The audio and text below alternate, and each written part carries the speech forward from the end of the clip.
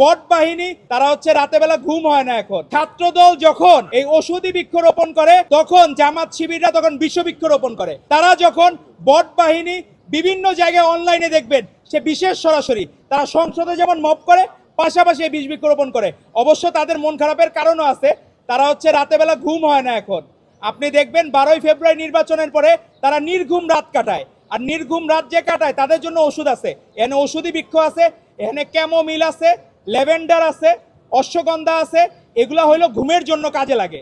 তো আমরা জামাত শিবিরের ভাইদেরকে অনুরোধ করব, আপনারা এখানে ঔষধি গাছগুলো যে আমরা লাগাবো, আপনারা যেহেতু গুপ্তভাবেই কাজবাজ করেন, আপনারা গুপ্তভাবেই গাছের পাতা বাকল এগুলা ছিঁড়ে নিয়ে যান, আবার ক্ষতি করেন না, গাছটা একবার উপরে ফেলেন না।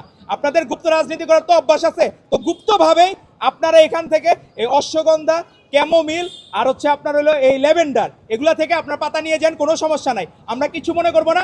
আপনাদের ঘুম ভালো হইলে তাহলে আর মব করতে ইচ্ছা করবে না। আপনারা যে মাঝে মাঝে মব করতে যান, আমরা দেখলাম বাংলাদেশ কখনো, এই বাংলাদেশে যে জন্ম হয়েছে অবশ্যই রাজনীতি যুক্ত পরিবেশে বাংলাদেশের জন্ম হয়েছে, না হলে কোনোদিন এই স্বাধীন বাংলাদেশের জন্ম হইতো না।